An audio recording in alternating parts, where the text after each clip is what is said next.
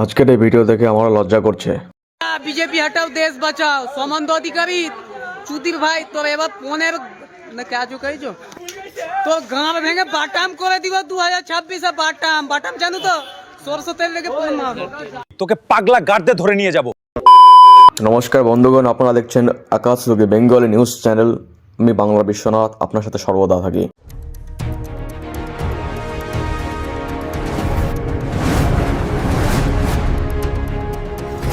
আপনারা যে ব্যক্তিকে দেখছেন সেই ব্যক্তি প্রথমত বলছি এ হচ্ছে লুঙ্গি বাহিনীর অন্তর্গত, মানে বুঝছেন, দেশে সর্বোচ্চ তারা দাঙ্গা লাগায়, দেশের সর্বোচ্চ যারা কাটাকাটি মারামারি করে, দেশের সর্বোচ্চ যারা লুটপাট করে থাকে এবং যারা দেশে সর্বোচ্চভাবে জনগণের ক্ষতি করে থাকে এবং সরকারি সম্পত্তিকে আঘাত করে থাকে, এইসব ব্যক্তিরা যখন বলে যে বিজেপি হাটাও দেশ বাঁচাও, তখন আমি কি করে মনে করতে পারি যে এটা দেশকে সত্যিই বাঁচাতে চায়। আজকে বুঝলাম ভাই, বিজেপি এখানে ভারতের উপর ট্যাক্স লাগিয়ে, ভারতের জনগণের উপর ট্যাক্সের উপর ট্যাক্স লাগিয়ে, খাদ্যে জিএসটি, বিভিন্ন রকম জিএসটি, মোবাইল ডাটাতে ট্যাক্স লাগাতে যাচ্ছে, সব কিছু দ্রব্যমূল্য বাড়াচ্ছে। ঠিক আছে, এতে তাদের সমস্যা আছে, কিন্তু প্রথম কথা, তুই কি পশ্চিমবাংলায় এদেরকে রেখে তুই কি সম্পূর্ণ দেশকে বাঁচাতে পারবি? ঠিক আছে, যদি বাঁচাতে পারিস তো একবার মধ্যপ্রদেশ যারা আছে তাদের শুনে যায় যে ওরা কি বলে, যে তোরা থাকলে কি পশ্চিমবাংলা সহ সম্পূর্ণ ভারত বেঁচে যাবে। একবার তুই গুজরাট যে শুনে আয়, একবার তুই আসাম যে শোনায়, একবার তুই মণিপুর যে শোনায়, তাও বাদ দিলাম, তুই একবার যে তেলেঙ্গানা যে শোনায়, কেরালা যে শোনায়, কেরালায় কী অবস্থা তুই শোনায়, যে যদি আমাদের যদি দিদি থেকে যায় তো সম্পূর্ণ দেশ কি বেঁচে যাবে। শোনায় ভাই, প্রথম কথা তোর ভাষা তো ওরা বুঝতে পারবে না, দ্বিতীয় কথা তোর যদি বুঝেও যায় তারা বলে দেবে তুই হার্ট, কে রে তুই হার্ট, এখান থেকে হার্ট, মানে তোদের সাথে এরকমই হবে, এটাই বাস্তব। তুই যে একজনকে প্রত্যক্ষভাবে এরকমভাবে জনসমক্ষে কুৎসিতভাবে গালালি দিচ্ছিস, প্রথমে তার বোন তুলে গালালি দিতে গেছিলিস, এটা দেখ।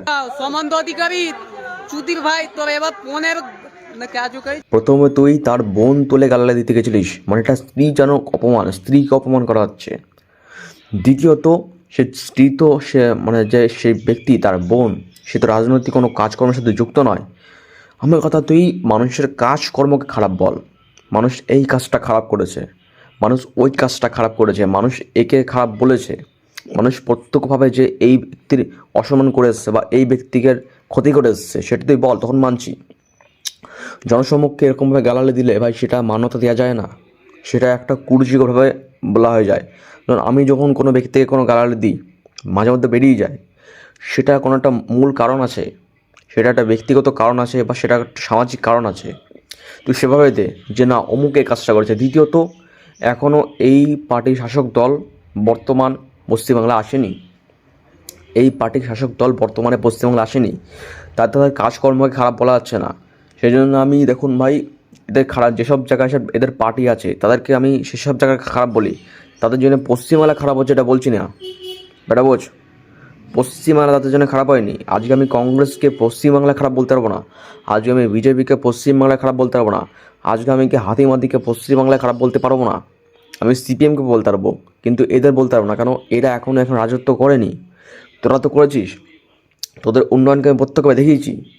আজকে আমি নেতা মন্ত্রীকে বিশেষ করে খারাপ বলতে পারবো, কিন্তু এদের কাজকর্মকে খারাপ বলতে পারবো না, কারণ আছে, কারণ এরা এখনও এখানে রাজত্ব পায়নি।